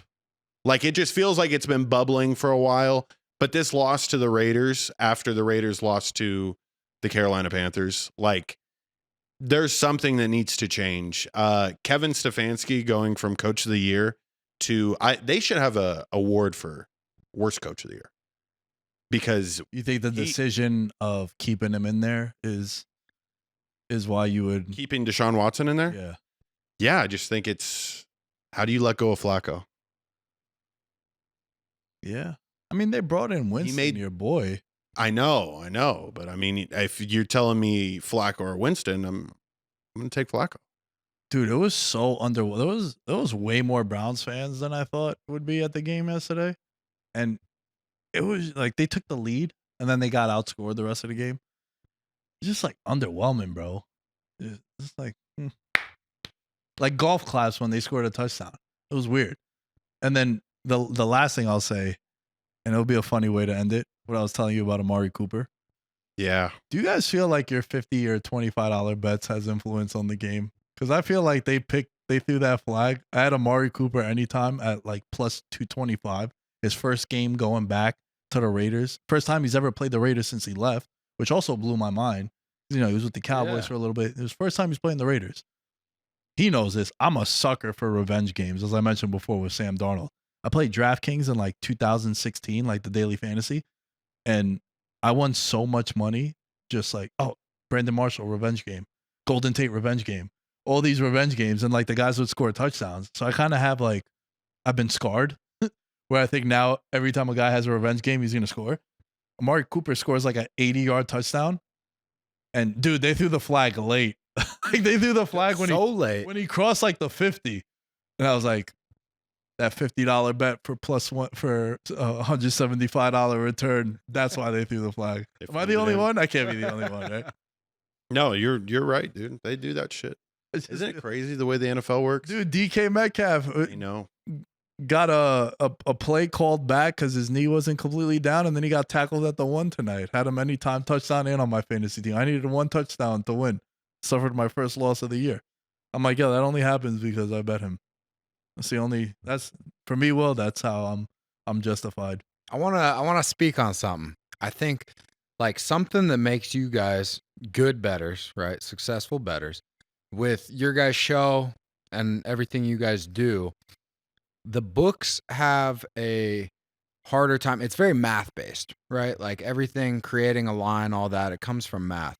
And these narratives, right? You're talking about the Browns and like their locker room's just going to shut down. If you're building a model and you're basing it on players and how good they are and everything, it's tough to gauge when a team is in that like disarray. Like how do you even put that into a math model, right? And then the same thing for you, Nick, where you're talking about revenge games. Like these guys have that extra motivation factor. And that's, once again, how do you price that in? How do you put that into your model? So like I do love like these narrative things where it's like there's always going to be within sports, it doesn't have to be football, but there's always a human element that is unaccounted for in math. Mm-hmm. We had CJ Watson on the show, and I think you asked him, you were like, yo, when you used to play teams that he's like, oh bro, that's a real thing. He's like, yeah, he's like, my best games came against the former GM who you asked him like, yo, when you see him, are you cool? He's like, yeah, now we're like friends. By a team, I'm like, when you see him in person, like, how do you act? Like, you know what I mean? Like you got cut by a guy, you were making more money than you've ever made in your entire life. And it's like, no wonder you're going to go shit on that team the next time you play him. So yeah, I'm the more Derrick Henry, the ladder. Remember the Cowboys? Yeah. He said in an interview, he's like, yo, my dream was to play for the Cowboys. They didn't even call me. Jerry Jones was like, we're good at running back. And then he was minus 120 to score a touchdown. I was like, yo, he's going to score 3. And I was like, we do the ladder. We bet him at minus 120. We bet him at plus 450 to score 2. And then he was like 25-1 to score 3 touchdowns. And he scored 2. And like the first half too, he hit that bet like right away. And again, the narrative, and you're right, bro. Like oftentimes that definitely don't, I mean, you would know, like that doesn't get priced in. Yeah. Those elite athletes too, they have that switch. It's, you know, I mean, I see clips on TikTok all the time of like some star prospect for basketball or football, and like the crowd's chanting like overrated, right? They're like shit talking him. What's the next thing he does? Drops 40 right on their head. And it's like those elite athletes, like sometimes that's all it takes is just a little bit of like more motivation to be like, no, it's fuck you time. Like I'm going to put it on you now. Yep. Wow. That made me feel so good, Will, that you said that. Cause I'm like, I am that.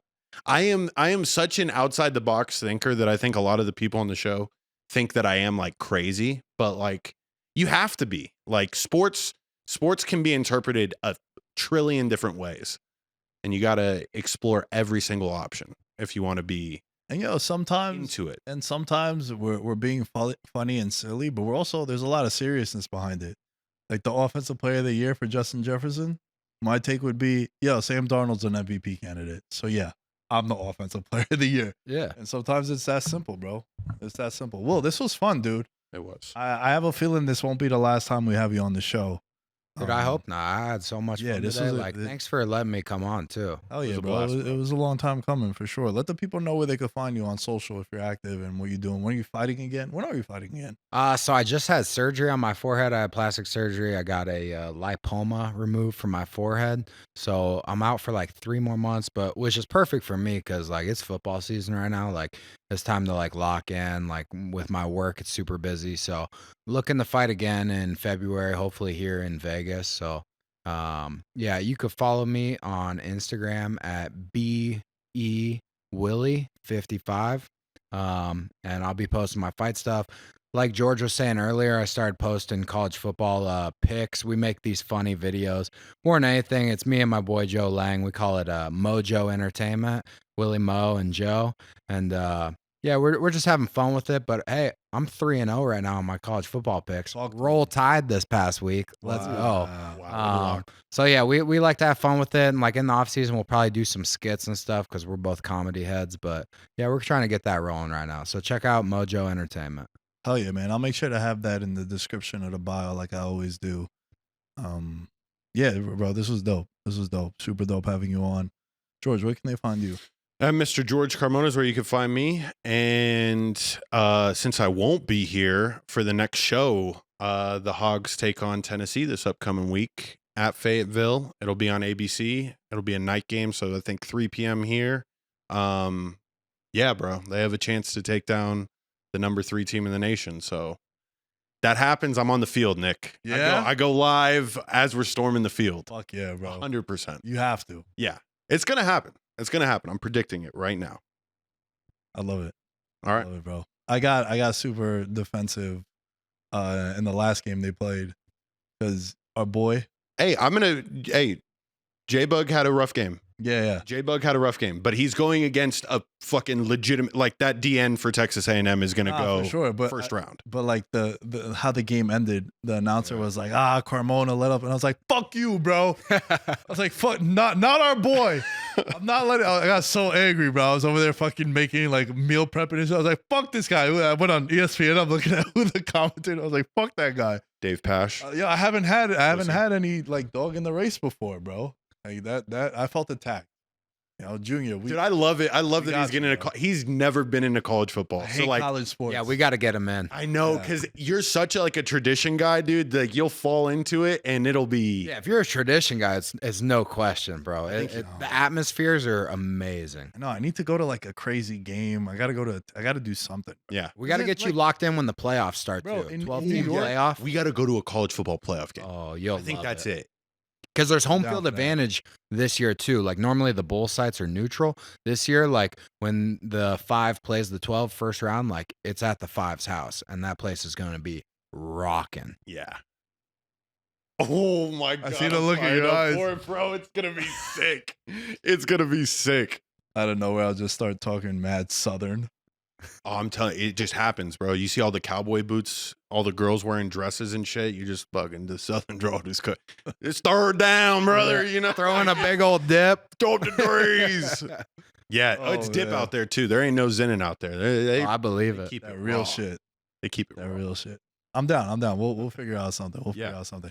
All things Veterans Minimum are at Veterans Minimum, and we'll catch you guys next time. Peace. In his element, I'm a gold medalist, bronze like your medal is. So many deer in headlights, but it's bedtime. Hear that supper bell, main course be the venison. Dab. Most dangerous game. Either kill or be